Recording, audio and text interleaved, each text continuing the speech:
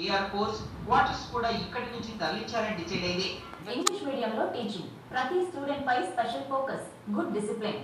ఏంటి ఇదేదో corporate school publicity అనుకుంటున్నారా? కాదు, సర్కార్ బడిలోనే. ఎక్కడా ఎలా సాధ్యమైందో తెలుసుకోవాలంటే ఈ స్టోరీ చూడండి.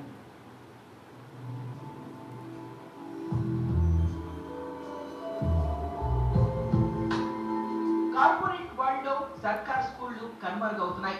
టెక్నాలజీతో స్టూడెంట్స్ ను ప్రైవేట్ స్కూళ్లు అట్రాక్ట్ చేస్తున్నాయి. దీంతో సర్కార్ బడులకు విద్యార్థులు దూరం అవుతున్నారు. స్టూడెంట్స్ లేక ప్రభుత్వ స్కూళ్ల భవిష్యత్తు ప్రశ్నార్థకంగా మారింది. ఇలాంటి పరిస్థితుల్లో ఆ గ్రామస్తుల ఆలోచన అక్కడి సర్కార్ స్కూళ్లకు జీవం పోసింది.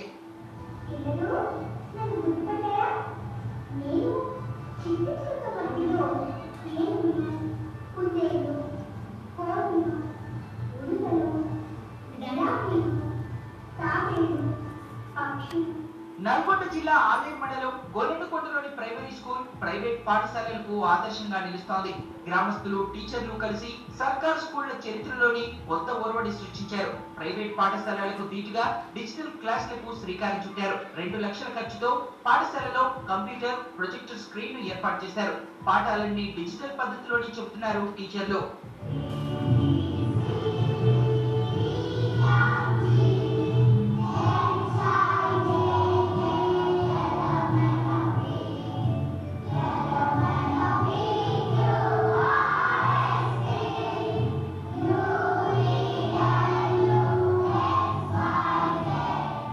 పాఠశాలలోని ఉపాధ్యాయులు ఆధునిక టెక్నాలజీ నేర్చుకుంటూ విద్యార్థులకు డిజిటల్ క్లాసులను బోధిస్తున్నారు.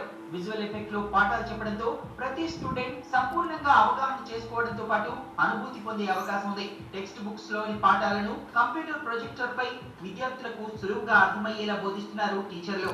పిల్లలు బాగా చదువుతున్నారు ఈ మధ్య కాలంలో. గతంలో టీచర్ల కంటే ఈ మధ్యన టీచర్లు చాలా ఇంట్రెస్ట్ తోటి చేస్తారు. కంప్యూటర్, ఈ ప్రొజెక్టర్ ఇవన్నీ మనం పెట్టుకుంటే దాన్ని చూసి కొంతమంది మనకు ప్రైవేట్ స్కూల్ కూడా మన గవర్నమెంట్ స్కూల్లో చదువుకునే ఆలోచన కూడా ఉంటుంది.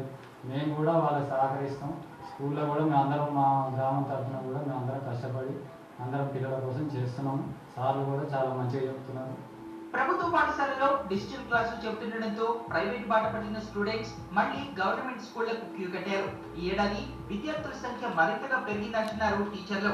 గతంలో కంటే ఇప్పుడు తమ పిల్లలు చదువులో ముందు